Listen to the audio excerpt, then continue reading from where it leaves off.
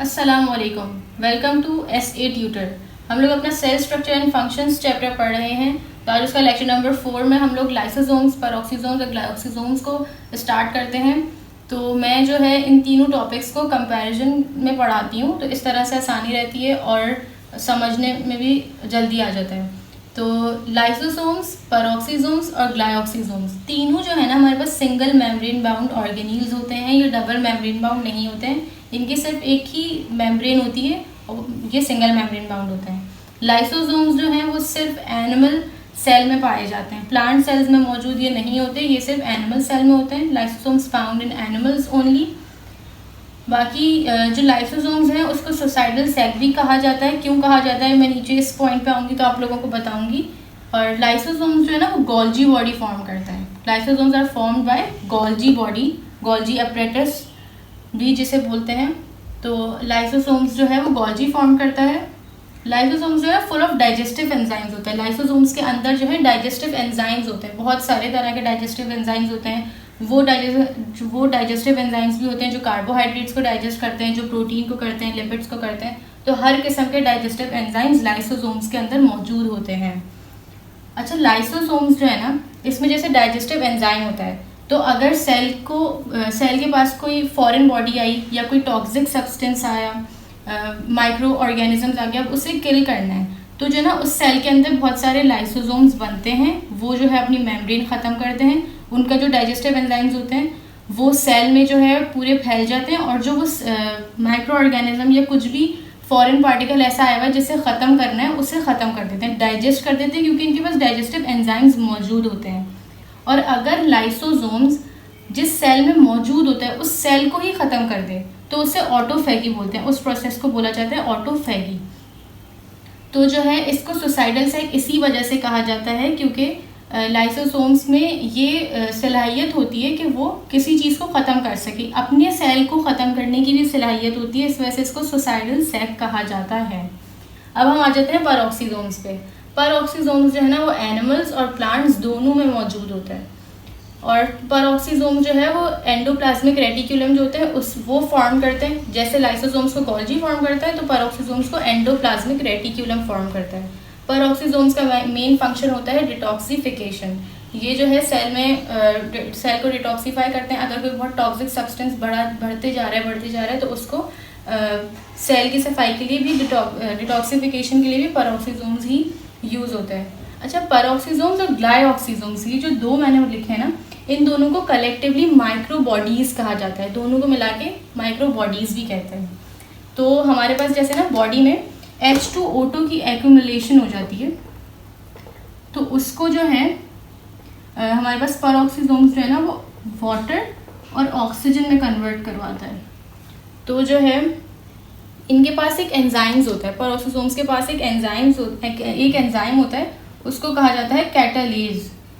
ये आप लोग याद रखिएगा, पेरोक्सीसोम्स का नाम सुनते ही कैटालेज याद आना चाहिए। इन लोगों के पास एंजाइम होता है कैटालेज, जो हाइड्रोजन पर ऑक्साइड को वाटर और ऑक्सीजन में कन्वर्ट करता है। हाइड्रोजन पर ऑक्साइड एक टॉक्सिक सब्सटेंस है, तो उसको जो है फॉरन से वाटर और ऑक्सीजन में कन्वर्ट करता है हमारे पास पेरोक्सीसोम्स।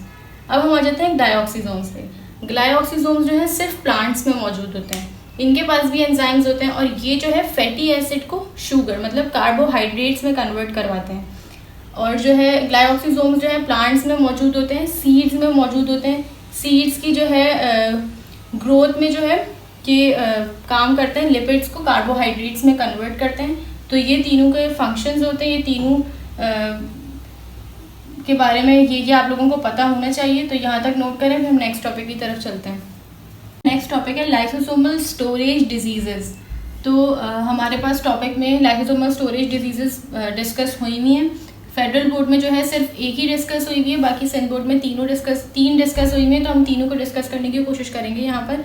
तो लाइसोसोमल स्टोरेज डिजीजेस होती क्या है बेसिकली, बहुत सारी किस्म की होती हैं, यहाँ पर सिर्फ 3 डिस्कस करेंगे हम लोग।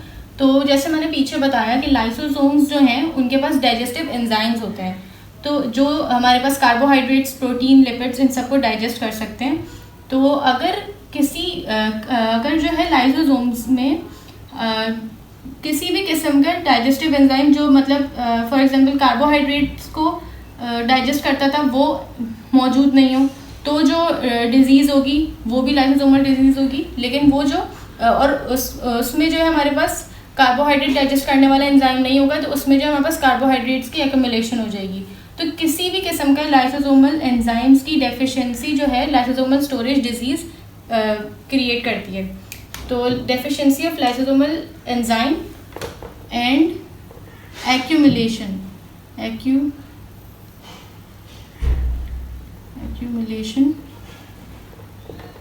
ऑफ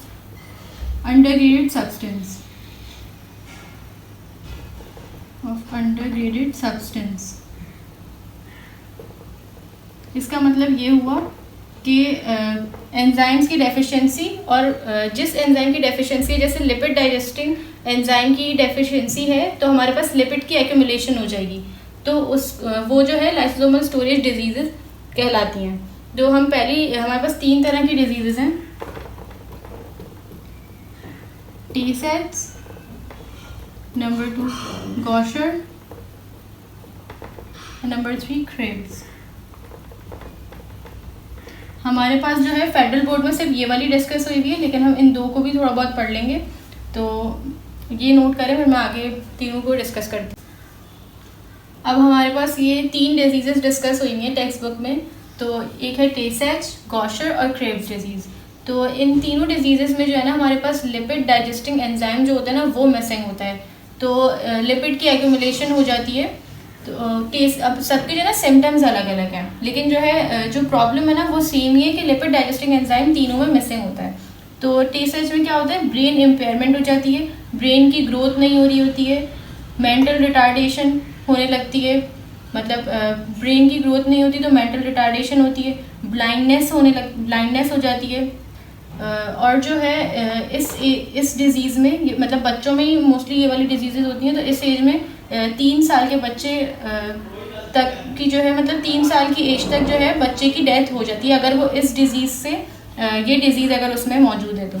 और फिर हम आ जाते हैं गॉशर पे। गॉशर में भी लिपिड डाइजेस्टिंग एंजाइम नहीं होता, तो इसमें जो है लिवर और स्प्लीन इनलार्जमेंट हो जाती है, क्योंकि जो लिपिड की एक्यूमुलेशन होती है ना वो लिवर और स्प्लीन में हो जाती है, तो उससे लिवर और स्प्लीन की इनलार्जमेंट हो जाती है।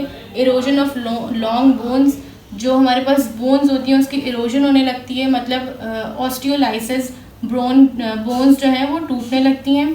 और मेंटल रिटार्डेशन, और ये जो है बहुत छोटे बच्चों में मतलब इनफेटाइल ओनली, तो मतलब मेंटल रिटार्डेशन जो है बहुत न्यू बॉर्न बेबीज़ में ये मसला हो जाता है।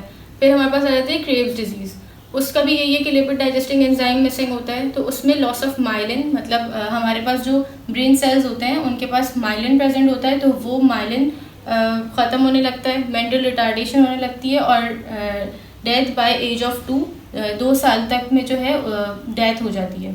तो ये तीनों डिजीज़ेज़ हैं, ये नोट कर लें। मैं अपने नेक्स्ट टॉपिक की तरफ। नेक्स्ट टॉपिक है प्लास्टिड्स। प्लास्टिड्स जो है हमारे पास पिगमेंट्स होते हैं प्लांट सेल्स और एल्गा में प्रेजेंट, तो जो है ये डबल मेम्ब्रेन बाउंड होते हैं, ये necessary essential for life processes, photosynthesis और स्टोरेज बॉडी।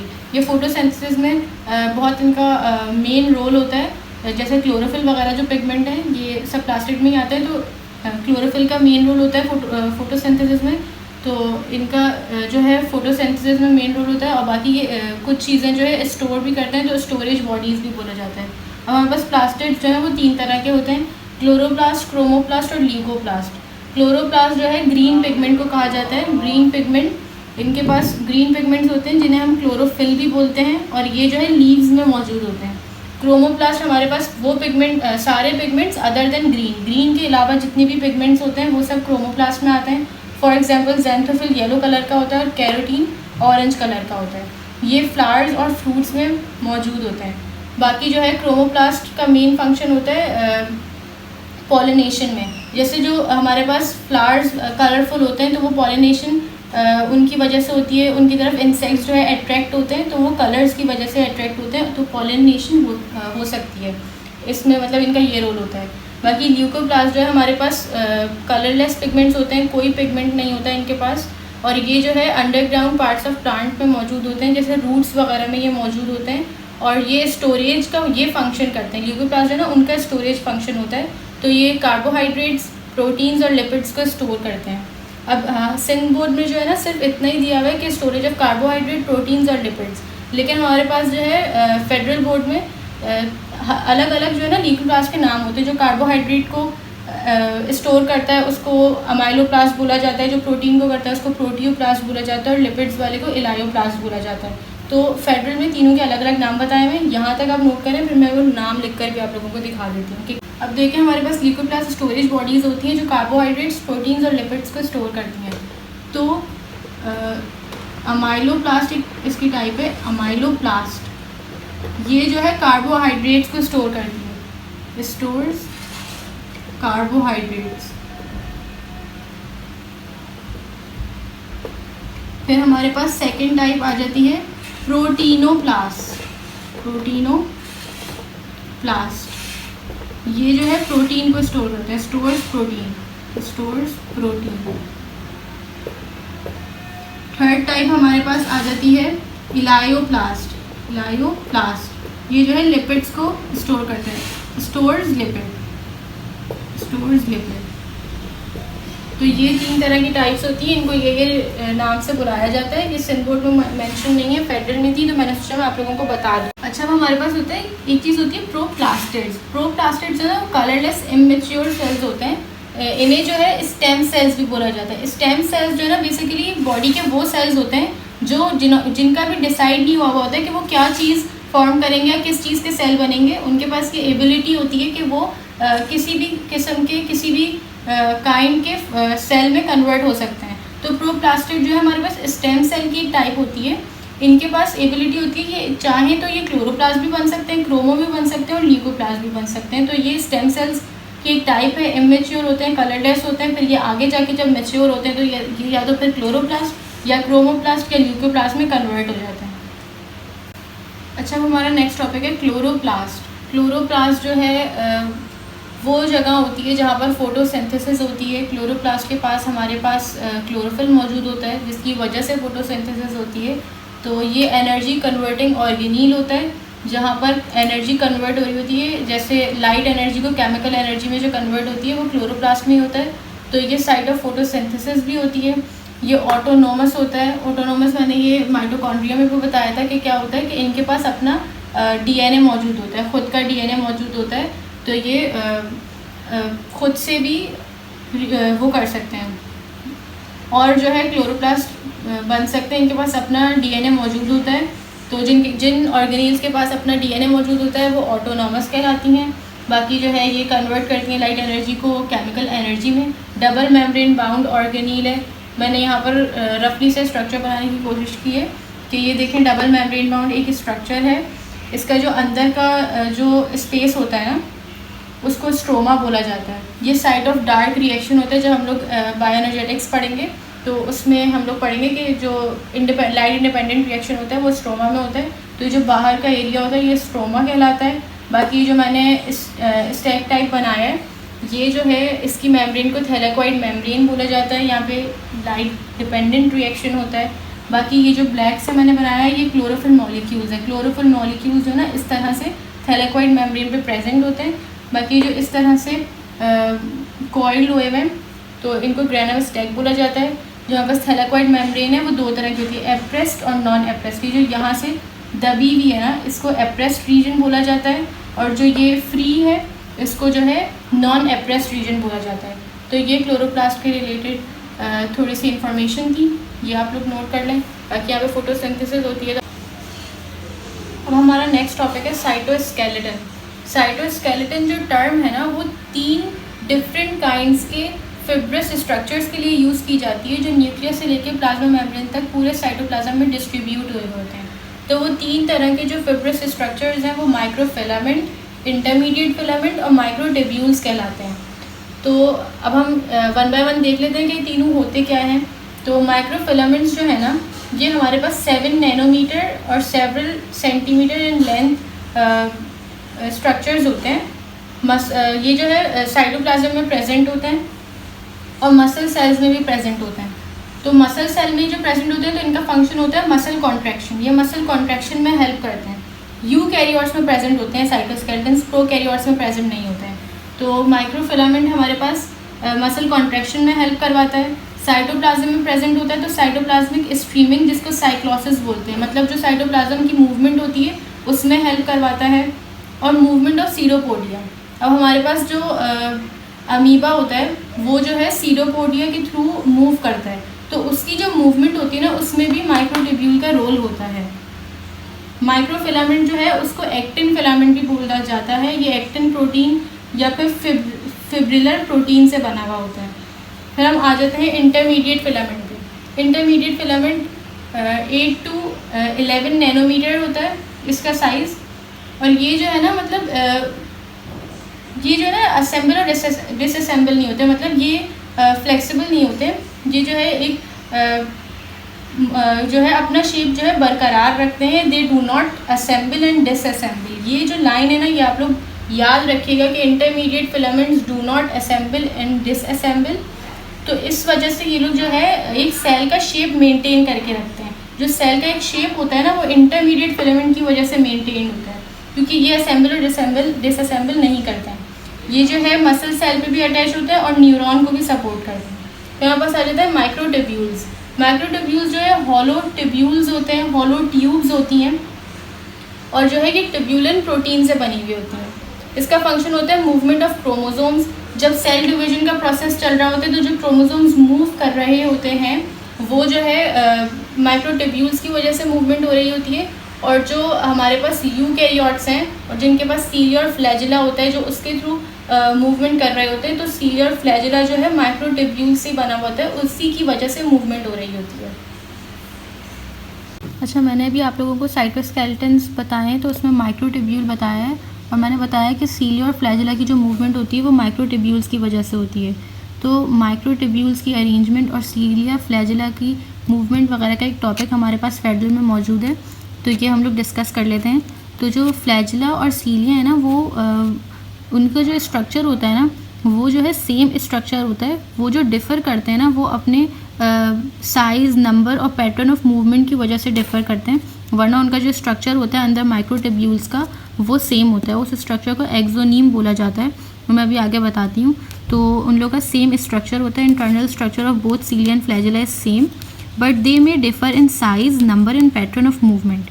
अच्छा, जो फ्लैजिला होते हैं ना वो लॉन्गर होते हैं और नंबर में सीलिया से कम होते हैं। जैसे सीलिया तो एक साथ बहुत ज़्यादा मौजूद होते हैं ना, फ्लैजिला जो है 1-2 मतलब ज़्यादा मौजूद नहीं होते जितने सीलिया से, मतलब थोड़ी कम तादाद में मौजूद होते हैं। और जो है अनड्यूलेटिंग मूवमेंट होती है इनकी, और ये जो है इंडिपेंडेंटली बीट करते हैं एक के ऊपर। मतलब अगर 2-3 फ्लैजिला हैं तो वो एक दूसरे के ऊपर डिपेंडेंट नहीं होते हैं, वो अपनी इंडिपेंडेंटली मूवमेंट करते हैं। सीलिया जो है डिपेंडेंट होते हैं। जो सीलिया होते हैं ना वो एक तो बहुत ज़्यादा नंबर में होते हैं, सीलिया न्यूमरस एंड रिलेटिवली शॉर्ट। वो जो है फ्लैजिला से छोटे होते हैं साइज़ में और बीट परपेंडिकुलरली इन मेटाक्रोनस। मेटाक्रोनस मूवमेंट होती है या तो फिर सेनक्रोनस होती है। मेटाक्रोनस में क्या होता है, जो सीलिया होता है ना वो बहुत सारे सीलिया जो है एक के बाद एक जो है बीट कर रहे होते हैं। जैसे पहले एक ने एक मूव हुआ, फिर दूसरा, फिर तीसरा, तो इस मूवमेंट को बोला जाता है मेटाक्रोनस। और अगर सारे सीलिया एक साथ मूव करें तो उससे बोला जाता है synchronous. All cilia of a row beat simultaneously, तो उसको उस मूवमेंट को, उस रिदम को बोला जाता है सिंक्रोनस रिदम। अब हमारा जो है स्ट्रक्चर हम लोग देख लेते हैं। इसका जो स्ट्रक्चर होता है ना सीलिया और फ्लैजिला का, वो जो है हमारे पास एक्सोनीम कहलाता है। ये माइक्रोट्यूब्यूल से बने हुए होते हैं। तो जो है हमारे पास जैसे एक पूरा स्ट्रक्चर है, उसके अंदर जो है 11 माइक्रोट्यूब्यूल्स मौजूद होते हैं। 9 जो हमारे पास माइक्रोट्यूब्यूल्स होते हैं ना वो साइडों पर डबल मौजूद होते हैं, और जो बीच में 2 मौजूद होते हैं वो सिंगल होते हैं। तो इस पूरे स्ट्रक्चर को 9+2 पैटर्न भी बोला जाता है और एक्सोनीम भी बोला जाता है। मैं आप लोगों को दिखाती हूँ किस तरह का पैटर्न। ये इस तरह से बना हुआ होता है। जैसे ये हमारे पास जो है पूरा स्ट्रक्चर है।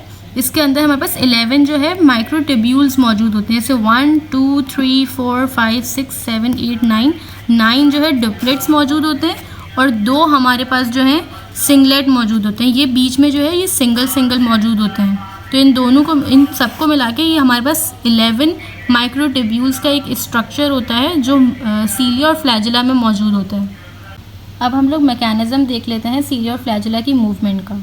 अच्छा, जो सीलिया की मूवमेंट होती है ना वो देखें, the movement of cilia is due to sliding of double fibrils in 2 groups one after the other. इसमें जो है दो जैसे ग्रुप्स बन जाते हैं हमारे पास सीलिया के, जो एक इफेक्टिव स्ट्रोक प्रोवाइड करता है और एक रिकवरी स्ट्रोक। तो जो इफेक्टिव स्ट्रोक होती है ना, वो 9 जो है हमारे पास डबल फिब्रिल्स होते हैं, उनमें से 5 जो हैं वो एक साथ जो है कॉन्ट्रैक्ट करते हैं। तो सीलियम जो सीलिया है ना, वो बैंड होता है और शॉर्टन हो जाता है। तो ये इनकी इफेक्टिव स्ट्रोक होती है। फिर जो रिमेनिंग 4 होते हैं ना, वो कॉन्ट्रैक्ट करते हैं तो हमारा सीलिया स्ट्रेट हो जाता है, ये रिकवरी स्ट्रोक होता है। तो इस तरह से जो है हमारे पास मूवमेंट हो रही होती है सीलिया की। फिर हम देखते हैं मूवमेंट ऑफ फ्लैजिला। फ्लैजिला जो है वो flagellum causes movement by the passage of rapid successive waves. ये जो है वेव्स की फॉर्म में इस तरह से, जैसे स्पर्मिक बना हुआ है, इस तरह की वेव्स की फॉर्म में जो है हमारे पास फ्लैजिला मूव कर रहा होता है। तो यहाँ पर स्पर्म की ही एग्जांपल दी हुई है कि flagellum causes movement by the passage of rapid successive waves of bending from the attach to the free end. Attach end से फ्री एंड तक जो हमारे पास सक्सेसिव वेव्स प्रोड्यूस हो रही होती हैं, जो मूवमेंट करवा रहा होता है। अच्छा, अब देखिए movement of human sperm which propel them forward with in the fluid medium of the female reproductive tract. तो ये लिखा हुआ है कि जो ह्यूमन स्पर्म की जो मूवमेंट होती है वो प्रोपेल करता है, फीमेल के रिप्रोडक्टिव ट्रैक्ट में जाता है। तो वो इस तरह से ही मूवमेंट होती है, उसकी सक्सेसिव वेव्स की ही फॉर्म में जाता है। तो ये एक टॉपिक था, ये मुझे ऐसा लगा कि आप लोगों को पता होना ज़रूरी है एक्सोनीम वगैरह के बारे में, तो ये आप लोग देख लीजिएगा। नेक्स्ट टॉपिक है राइबोसोम्स। राइबोसोम्स जो है हमारे पास नॉन मेम्ब्रेन बाउंड ऑर्गेनील्स होते हैं। ये नॉन मेम्ब्रेन बाउंड है, तो ये प्रोकैरियोट्स में भी प्रेजेंट होते हैं और यूकैरियोट्स में भी प्रेजेंट होते हैं। तो इनके जो है ना 2 सब यूनिट्स होते हैं, एक होता है स्मॉलर सब यूनिट, एक होता है लार्जर सब यूनिट। तो और जो है ना ये साइट ऑफ प्रोटीन सिंथेसिस होते हैं, मतलब इसमें जो है प्रोटीन बन रहे होते हैं। राइबोसोम्स जो है वो प्रोटीन्स बना रहे होते हैं। तो हमारे पास जो प्रोकैरियोट्स के पास राइबोसोम्स होता है ना, वो 70S होता है, उसका साइज होता है 70S। प्रोकैरियोट्स के पास होता है 70S। जो स्मॉलर सब यूनिट होता है ना, स्मॉलर सब यूनिट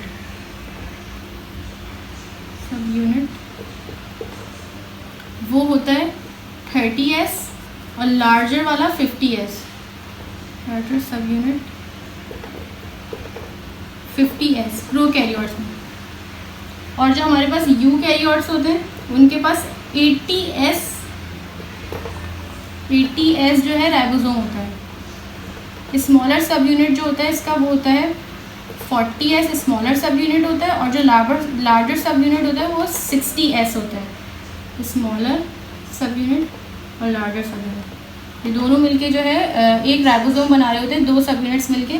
तो 50 और 30S मिलके हमारे पास प्रोकैरियोट्स का 70S राइबोसोम बनाते हैं, और 60 और 40 मिलके 80S यूकैरियोट्स का राइबोसोम बनाते हैं। अच्छा, जो हमारे पास माइटोकॉन्ड्रिया और क्लोरोप्लास्ट वगैरह होते हैं ना, उनमें भी 70S राइबोसोम प्रेजेंट होता है।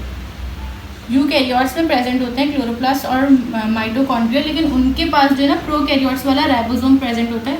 बाकी जो यूकैरियोट्स हैं उनके अंदर 80S राइबोसोम प्रेजेंट होता है। ये प्रोटीन सिंथेसिस में हेल्प करता है यहाँ तक। अच्छा, हमारे पास नेक्स्ट टॉपिक है सेंट्रियोल। सेंट्रियोल जो है ना एनिमल सेल में पाया जाता है। जैसे अब हमारे पास एक सेल है, उसके न्यूक्लियस के पास जो है ना एक स्ट्रक्चर प्रेजेंट होता है जिसे बोला जाता है सेंट्रोसोम्स बोला जाता है। ये जब सेल डिवीजन का प्रोसेस स्टार्ट हो रहा होता है तो ये अपना एक और सेंट्रोसोम जनरेट होता है, और जो है इसके अपोजिट साइड पे आ जाता है। तो दोनों अपोजिट एक दूसरे के अपोजिट अरेंज हो जाते हैं, और जब हमारे पास क्रोमोसोम्स में जो स्पिंडल फाइबर्स बनते हैं तो वो इधर से आते हैं। इनके पास माइक्रोट्यूब्यूल्स होते हैं अंदर 90 डिग्री पर। तो सेंट्रियोल्स जो होते हैं, सेंट्रोसोम्स जो है उसके पास 2 सेंट्रियोल्स होते हैं which are perpendicular to each other. अब ये हमारे पास सेंट्रोसोम है, और उसके पास जो 90 डिग्री पे जो मैंने 2 बॉडीज़ बनाई हैं, ये हमारे पास सेंट्रियोल्स हैं। सेंट्रियोल्स जो है वो एक दूसरे के परपेंडिकुलर होते हैं। Each centriole is 9 set of triplets.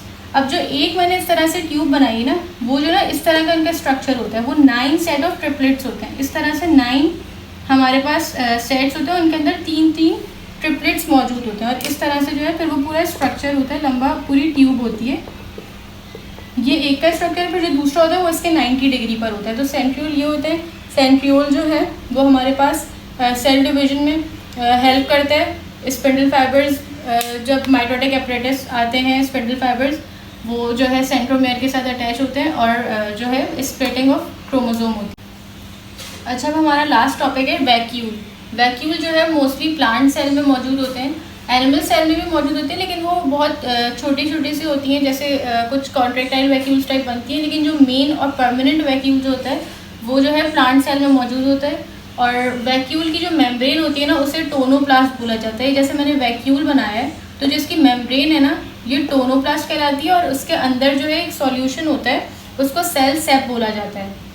Solution of plant, aerated solution of plant होता है अंदर, तो इसको सेल सेप बोला जाता है। मेम्ब्रेन को टोनोप्लास्ट बोला जाता है। प्लांट सेल में परमानेंट वैक्यूल मौजूद होती है, एनिमल सेल में टेम्परेरी वैक्यूल्स होती हैं। और प्लांट सेल की जो वैक्यूल होती है वो सेंट्रल पोजीशन में होती है, जिसकी वजह से जो न्यूक्लियस है वो पेरिफेरल में पुश हो जाता है। तो साइड में न्यूक्लियस होता है और बीच में जो है हमारे पास लार्ज परमानेंट वैक्यूल मौजूद होता है। तो हमारा लास्ट टॉपिक था, हमारा cell structure and functions chapter आज ख़त्म हुआ। कुछ आप लोगों को समझ नहीं आया हो तो आप लोग पूछ सकते हैं कमेंट सेक्शन में। वीडियो अच्छी लगी हो तो लाइक करना मत भूलिएगा। मिलते हैं नेक्स्ट वीडियो में। अल्लाह हाफ़िज़।